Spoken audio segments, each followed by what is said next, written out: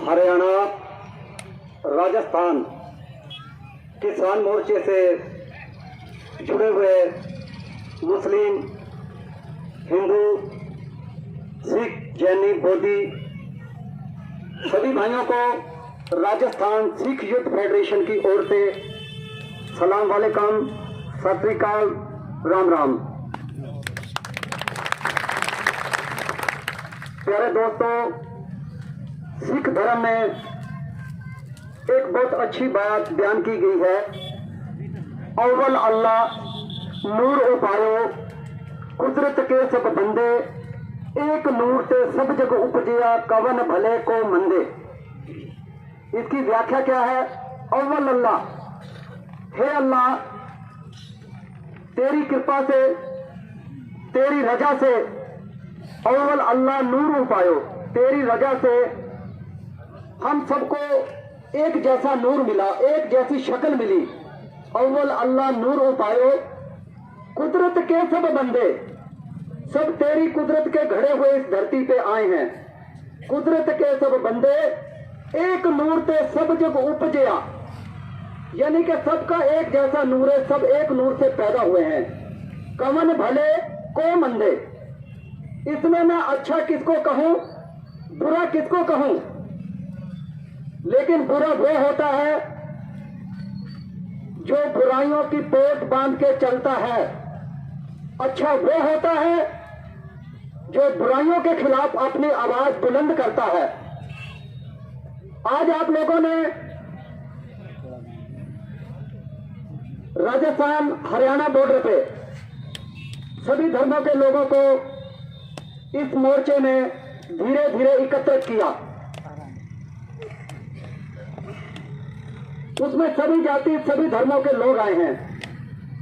मेरे से पहले मेरे युवा साथी भाई कुलदीप जी गोविंदगढ़ से आपको बड़े विस्तार से कृषि कानूनों के बारे में बता चुके हैं। अब दोबारा से वही मैं दोहराऊंगा तो बहुत टाइम लग जाएगा, क्योंकि मेरे साथ साथ में और भी बहुत सारे वक्ता हैं बोलने वाले। प्यारे साथियों, एक हमारे देश में बाबा है, बाबा रामदेव, ऐसी आंख वाला, जैसे मैंने आंख बंद कर रखी है तो वो बाबा जी, लेकिन वो राजनीतिक आदमी है जिसने आज से कई साल पहले एक योगा का सिस्टम चलाया।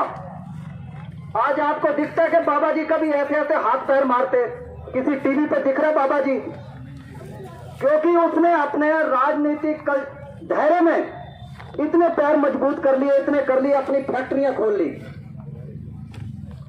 आप सारे किसान भाइयों, इतना आपके घरों में गाय भैंस गोबर नहीं देती होगी जितना बाबा रामदेव जी घी बेच रहा है।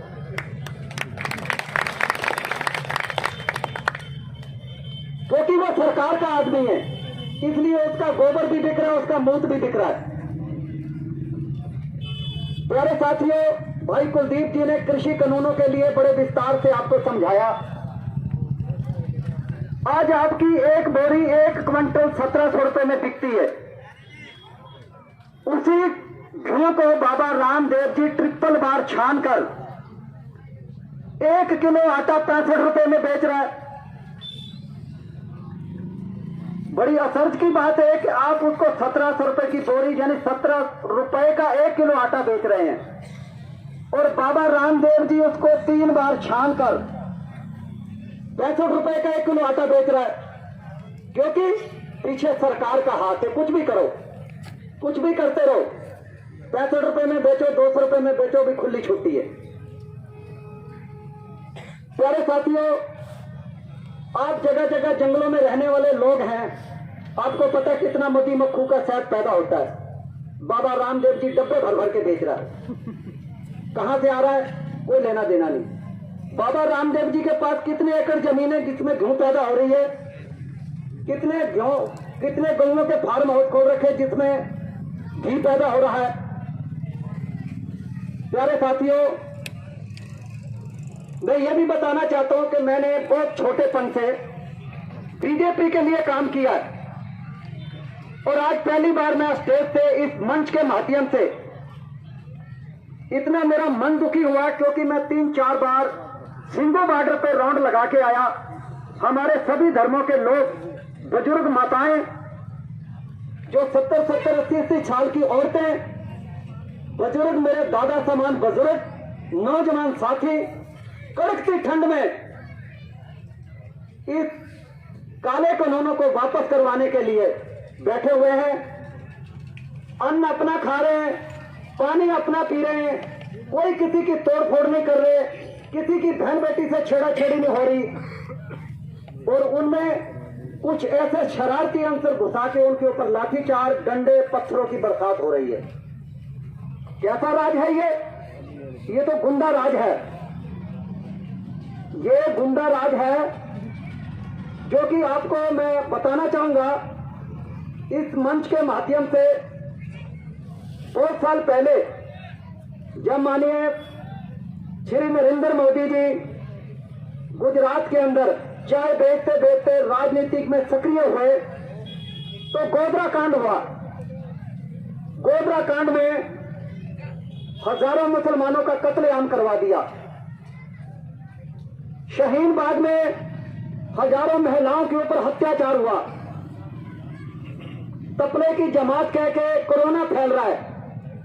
अब मैं मोदी जी को इस मंच के माध्यम से पूछना चाहता हूं, ये जो हजारों की भीड़ दिल्ली में बैठी है, अब वो कोरोना कहां चला गया? अब कोरोना नहीं होगा लोगों को? ये सोचने वाला सवाल है कि किसी एक ही कौम को टारगेट करना, क्योंकि ये कम गिनती के लोग हैं, मुस्लिम धर्म के कम गिनती के लोग हैं, सिख लोग, इनको कैसे कुचलना है, कैसे मारना है, ये एक सोची समझी चाल है राजनीति की। प्यारे दोस्तों, एक तरफ मोदी जी कहते हैं हरियाणा की खट्टर सरकार, क्योंकि ये सारे रंडवे हैं, रंडवों की सरकार है, रंडवों की। जो रंडवी सरकार हो वो देश के लिए, बहन बेटियों के लिए कुछ नहीं समझ पाती। मोदी जी कहते हैं 3 तलाक बंद कर दो। मैं भी कहता हूं कि औरत को ब्याना और छोड़ देना गलत काम है, लेकिन मोदी जी को ये तो पूछो, बहन यशोदा जी जो उसकी वाइफ थी, उसको 16 साल की उम्र में छोड़ दिया। उस समय ये तलाक मोदी जी को याद नहीं आए कि उसकी भी तो कोई जिंदगी थी किसी औरत की, 16 साल की वो लड़की थी। मोदी जी का ब्याह छोटी उम्र में हो गया था और मोदी जी वहां से यशोदा जी को छोड़ के चल दिया अपना आरएसएस में काम करने के लिए। मोदी जी, अमित शाह, हमारे खट्टर जी और ऐसे बहुत से, बाबा रामदेव जी, ये सब आरएसएस के गुंडे हैं। क्योंकि अभी कुछ नहीं हुआ। ये जो कृषि कानून है, ये तो मैं सोच रहा हूं बहुत छोटा सा है, मेरी समझ के मुताबिक छोटा है, क्योंकि जहां जहां मैं घूमता हूं देशों विदेशों, इधर किधर, मेरी समझ से ये छोटा है। जो कुछ ये आगे करने जा रहे हैं वो बहुत खतरनाक है। ये जरूरी नहीं किसान रोएगा, दुकानदार भी रोएगा, दूध बेचने वाला भी रोएगा, चिनाई का काम करने वाला मिस्त्री भी रोएगा, नाई मोची भी रोएगा। अगर किसी ने राजनीतिक एजेंडों पे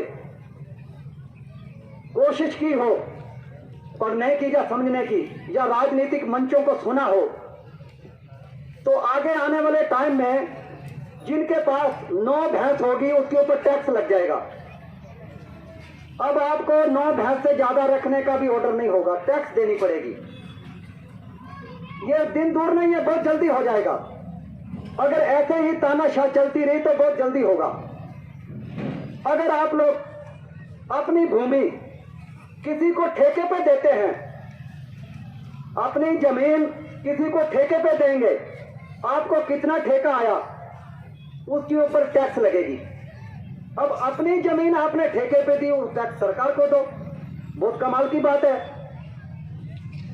अगर किसी कारणवश बाढ़ आ जाती है, कोई फ्लड आ जाता है, किसी तरह से बरसात ज्यादा आ जाती है तो खेती गल जाती है, उसके लिए आप मुआवजा गवर्नमेंट के पास मांगने जाओगे, वो जो मुआवजा है आपने जमीन ठेके पे दे दिया, आपको मुआवजा नहीं मिलेगा। ये सारी बातें नोट करने वाली है। प्यारे साथियों, आज देश के अंदर हमारी बहन बेटियां सुरक्षित नहीं है। अगर सुबह कोई लड़की गोबर छापने जाती है, उसके साथ बलात्कार हो जाता है, वो लोग थाने में जाते हैं, उनकी आवाज सुनाई नहीं देती। वो लोग किसी पॉलिटिशियन लोगों के पास जाते हैं, उनको ये कह दिया जाता है तुम चुप रहो, हम सब कुछ कर देंगे। बस 10-15 दिन के अंदर वो आवाज दब के रह जाती है, किसी की कोई सुनाई नहीं होती। आज देश का वो हाल हो चुका है।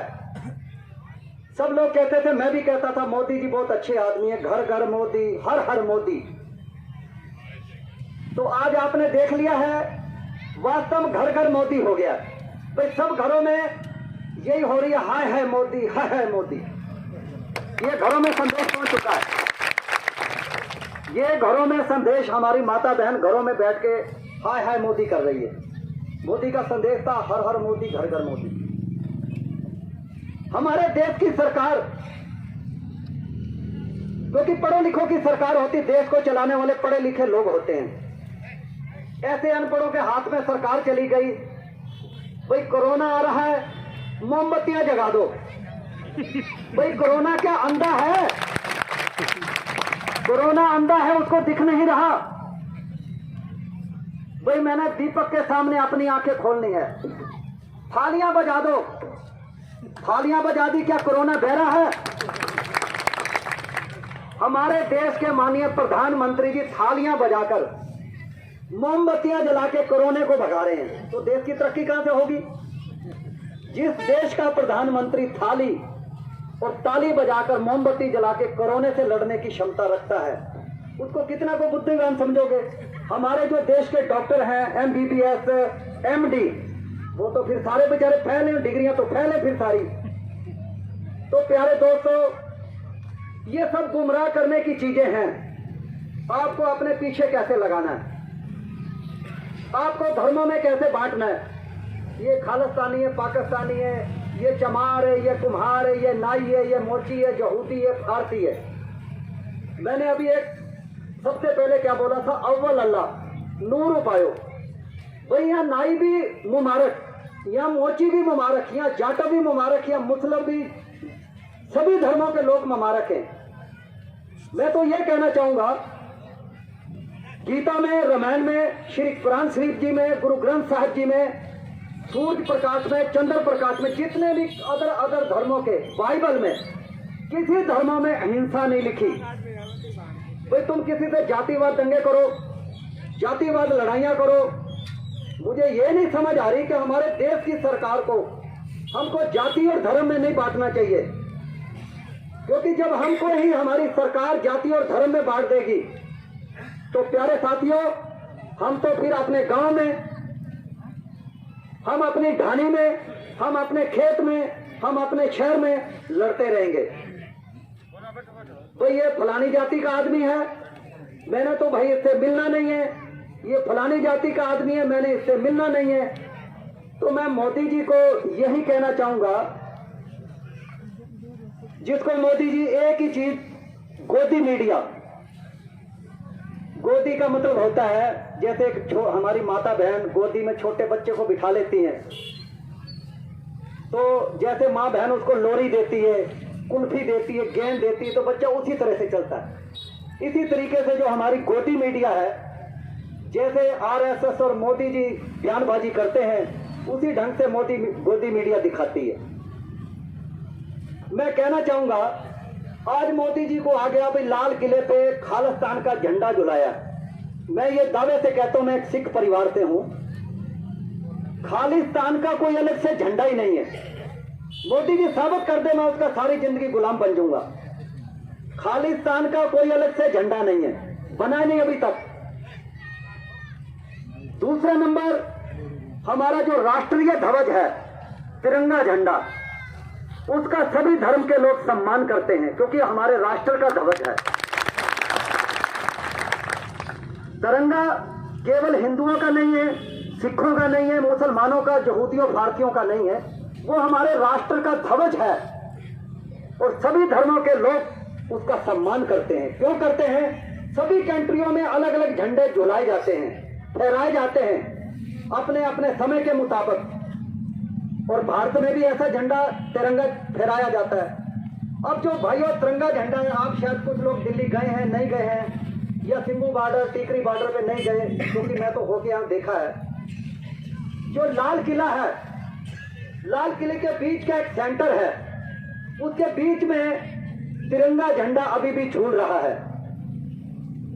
अगर उसको किसी भी जाति, किसी के धर्म का लोग उसको उखाड़ता है, तो वो हमारे भारत, हमारे राष्ट्रीय ध्वज का बिल्कुल उल्लंघन है।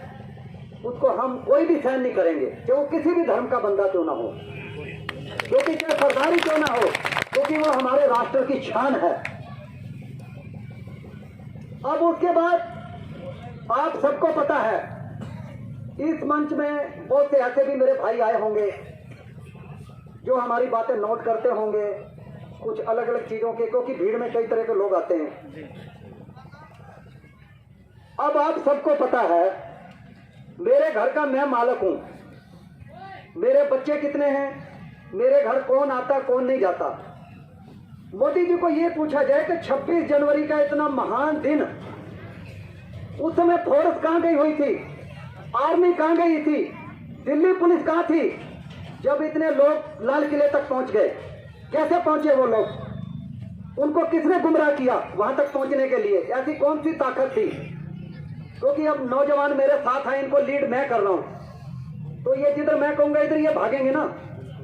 इस तरीके से लाल किले के अंदर जो नौजवान साथी उकसाए हुए एकदम बढ़ गए, क्योंकि उसका गेट बहुत मजबूत है। कभी किसी ने लाल किला देखा हो, वहां परिंदा पर नहीं मार सकता, लेकिन असर्ज की बात है, इतनी सिक्योरिटी होते हुए, इतना बड़ा किसान आंदोलन होते हुए, पुलिस दिल्ली की, राजनीतिक दिल्ली की इतनी सक्रिय है, और फिर भाई वो कहां से घुस गए वो लोग वहां, कैसे वहां झंडा फिर गया? ये भी एक राजनीतिक षड्यंत्र था कि उनको किसने उकसाया, रास्ता कैसे डाइवर्ट किया, ट्रैक्टर किस साइड में जाने थे, घुसा किस साइड दिए। तो आपको पता है जो हमारे भारत का युद्ध है, नौजवान पीढ़ी हालांकि है तो पढ़ी लिखी, लेकिन कई बार दूसरे के बहकावे में जल्दी आ जाती है। ये स्वाभाविक सी बात है, जल्दी आ जाती है। तो उकसाए हुए लोग उस किले में जाके घुस गए। अब उसको एजेंडा बना दिया लोगों को गुमराह करने के लिए। जो लोग तिरंगे झंडे का सम्मान करते हैं, इज्जत करते हैं, उनका दिल तोड़ने के लिए भाई सिखों ने वहां पर लाल किले पे झंडा खालिस्तान को झुला दिया। प्यारे भाइयों, ऐसा कुछ भी नहीं है। आप कभी वीडियो देखो, ऐसा कुछ नहीं है। दूसरी बात, चलो मैं ये भी मान लेता हूं कि उस नौजवानों ने गलती किया होगा, भाई उनको नहीं करनी चाहिए थी, उकसाए में, क्रोध में आके कभी भी ऐसा काम नहीं करना चाहिए कि जो हमारे देश की मर्यादा, हमारे देश की एकता, अखंडता को ठेस पहुंचाता हो, वो काम नहीं करना चाहिए। लेकिन मोदी जी को इस मंच के माध्यम से मैं पूछना चाहूंगा, इस किसान मोर्चे के सभी भाइयों के माध्यम से पूछना चाहूंगा, जब ये लाल किला गिरवी रखा गया, उस समय इसका मान सम्मान कहां खो गया था? उस समय मोदी जी को मान सम्मान नजर नहीं आया। आज आपकी हवाई सेवाएं सब प्राइवेट कब्जे में जा रही है। आज आपकी रेल प्राइवेट कब्जे में जा रही है। आज आपके शिक्षण संस्थान यानी एजुकेशन जो संस्थान है वो भी प्राइवेट जा रहे हैं। इसका मतलब कि उसमें प्राइवेट लोग छोटी तनख्वाह पे काम करेंगे, क्योंकि किसी भी व्यक्ति को नौकरी मिलेगी, वो जब रिटायरमेंट होगा उसको फिर धीरे धीरे पैसा हर महीने उसके अकाउंट में आएगा। अब जब वो सरकारी होगा ही नहीं, थोड़े पैसे में वो काम करेगा, फिर उसको कोई पैसे की डिमांड करने की जरूरत नहीं पड़ेगी। तो इसलिए भाइयों, हमारे देश के अंदर, भारत के अंदर जो तानाशाही राज है वो इतना चरमरा गया है, बस एक ही बात पर उतर गया है कि इनको जाति पाति में लड़ाओ। ये जाटव है, इसको बराबर मत बिठाओ। जाटव भी हमारा भाई है। ये नाई है, इसको पास में मत बिठाओ, वो भी हमारा भाई है। ये मुस्लिम है, ये पाकिस्तानी, इनको नजदीक मत लाओ, ये भी हमारे भाई हैं। ये सरदार हैं, ये खालिस्तानी हैं, इनसे बच के रहो, ये भी हमारे भाई हैं। तो प्यारे दोस्तों, अब आपने ये तय करना है कि मोदी जी के कहने से हमने पाकिस्तान जाना है या राजस्थान के टिब्बों में जाके रहना है। मोदी जी की तो यही नीति है, जहाँ तो राजस्थान के टिब्बों में हम लोग चले जाएंगे और यहाँ फिर इसको छोड़ के पाकिस्तान चले जाएं। प्यारे दोस्तों, बड़े शर्म से मुझे इस माध्यम से, मंच के माध्यम से बार ये कहना पड़ रहा है कि मोदी जी कहते थे कि मैं अच्छे दिन लेके आऊंगा।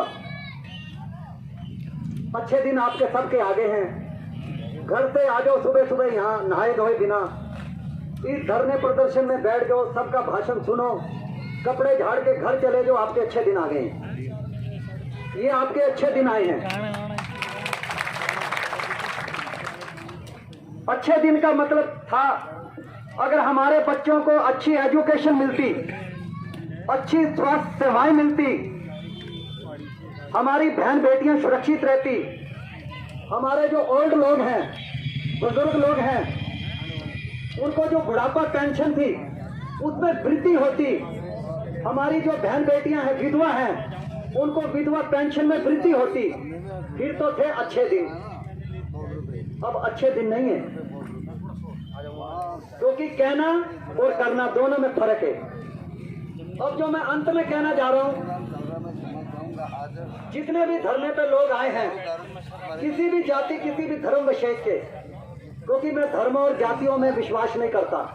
हालांकि मैं सिख हूं, मैं किसी धर्म और जाति पे विश्वास नहीं करता, मैं इंसान पे विश्वास करता हूं। जो अच्छे काम करता है वो हमारा भाई है, जो गलत काम करते हैं उसका मैं विरोध करता हूं। ये मेरी आदत है बचपन से, 13 साल की उम्र से। मैं पढ़ा लिखा अनपढ़ आदमी हूँ, पढ़ा लिखा नहीं हूँ, अनपढ़ आदमी हूँ। लेकिन प्यारे भाइयों, किसी बुजुर्ग ने घर में उनके थोड़ा छोटा मोटा झगड़ा फसाद रहता था, भाइयों में जमीन का बंटवारा, इसका बंटवारा इसका, तो रोज ही अपने बाप को कभी छोटा कहता था मेरे को ये खेत चाहिए, बड़ा कहता मेरे को ये चाहिए, चौथा कहता मेरे को ये मकान चाहिए। तो एक दिन बाप ने इतनी बड़ी लकड़ियों का 15, 20, 50 लकड़ियों की एक पोट बांध ली। पोट बांध के कहने लगा, बड़े बेटे को बुलाया कि बेटा, अगर इस पोट को तू कट्ठी की कट्ठी तोड़ दे, जौन सा खेत कहेगा तेरे नाम करवाऊंगा, जौन सा घर कहेगा वो भी तेरे नाम करवाऊंगा, इसको तोड़ दे पोट को। वो लड़के ने बड़ा जोर लगाया, पोट टूटी नहीं, क्योंकि उसमें 10-15 बड़ी लकड़ियां थी, वो टूटी नहीं। उसके बाद दूसरे नंबर के लड़के को बुलाया, बेटा तेरा बड़ा भाई